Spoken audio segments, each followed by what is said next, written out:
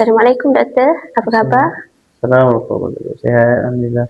Terima kasih doktor kerana sudi masuk ke dalam podcast kami yang bertajuk Perjalanan Kerjaya dan Inspirasi Masa Depan. Okey, soalan pertama, bolehkah doktor berkongsi latar belakang doktor sepanjang perjalanan doktor sehingga menjadi seorang pensyarah?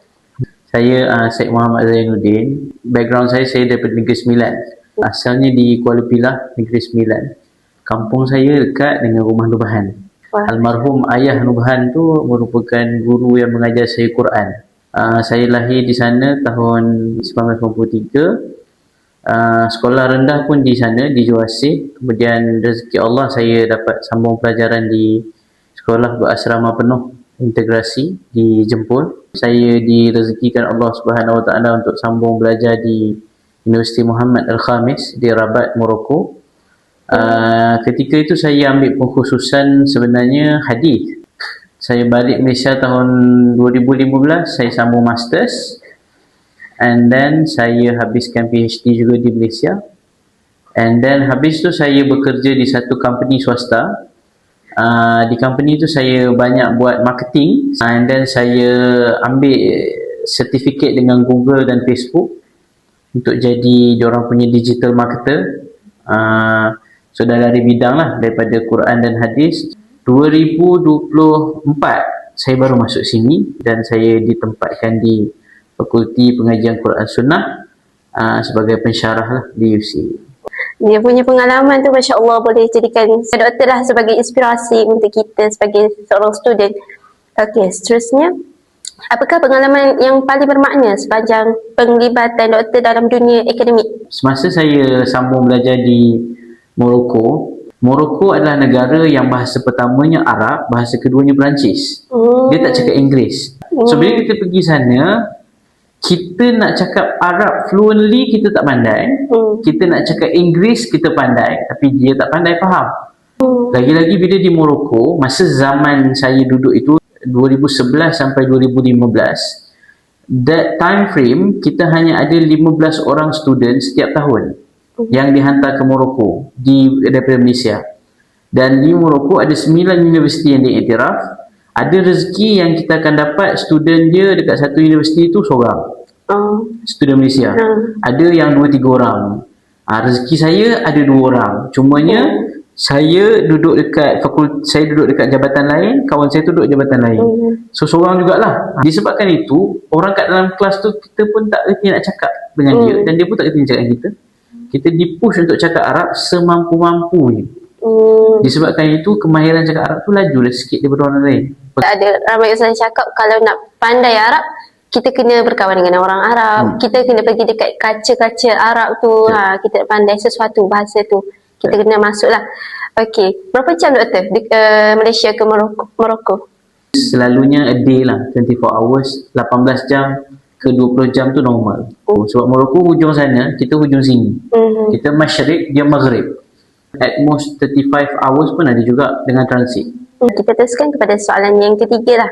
Okey, sebanyak kerjaya sebagai seorang pensyarah, apakah cabaran utama yang pernah doktor hadapi dan bagaimana doktor tanganinya? Cabarannya adalah saya tak boleh kalau tak ada respons daripada orang. Every response that I have, sama ada soalan tak faham ataupun soalan dia faham, itu sangat penting untuk saya. If ada orang beta saya cakap pun, it's a very good thing for me lah, untuk saya tahu at what part saya nak kena betulkan. Tapi the most problem bagi saya, most challenging adalah if there are no response. Kalau saya buat lawak pun dia macam flat tone saja. Saya rasa macam agak millennial sangat. Sebabkan saya belajar communication. So communication saya tu, saya sangat suka untuk saya tengok reaction. Reaction and response is very important for me lah. So if there are no reaction or responses, it will be very challenging class for me lah. Saya rasa macam saya tak tahu adakah data yang saya bagi tu dia orang perlukan ataupun tak perlukan. Itu point dia. Sama ada dia orang faham ataupun tak, apa semua tu. Okey. Okey, faham. Okey, seterusnya pada pandangan doktor, apakah nilai kemahiran yang paling penting yang perlu ada dalam diri seorang pelajar untuk menghadapi cabaran pada masa depan? Nilai yang paling besar kena ada untuk pelajar daripada dulu, kini dan selamanya adalah sabar. kena sabar belajar, kena sabar ilmu tu kita tak faham, kena sabar pergi kelas cancel. Selagi dia tak ada sabar tu, dia takkan pergi manalah dalam pelajaran dia. Kemahiran paling tinggi, saya rasa kemahiran yang paling perlu ada adalah kemahiran untuk menahan kemarahan seorang pelajar. Jiwa pelajar ni adalah jiwa kita nak tahu sesuatu.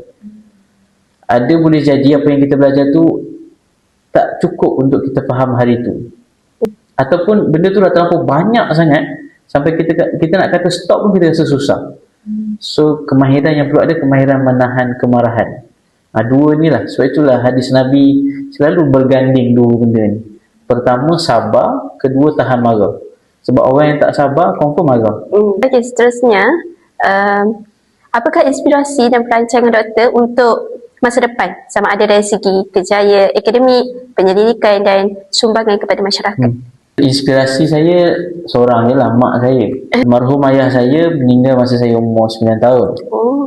Inspirasi hidup saya ialah ayah saya lah. Dia hidup sentiasa untuk memberi kepada keluarga dia day and night. Tapi inspirasi belajar tu dekat mak saya. Mak saya dia sempat belajar sampai tingkatan 2. Lepas tu ayah dia suruh berhenti. Ayah dia suruh kahwin. So dia kahwin dengan ayah saya.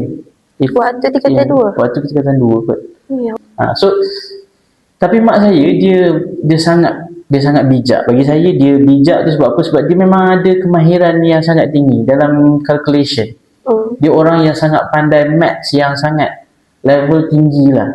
Dan dia sangat suka bila anak dia pergi sekolah, balik sekolah dia tanya belajar apa.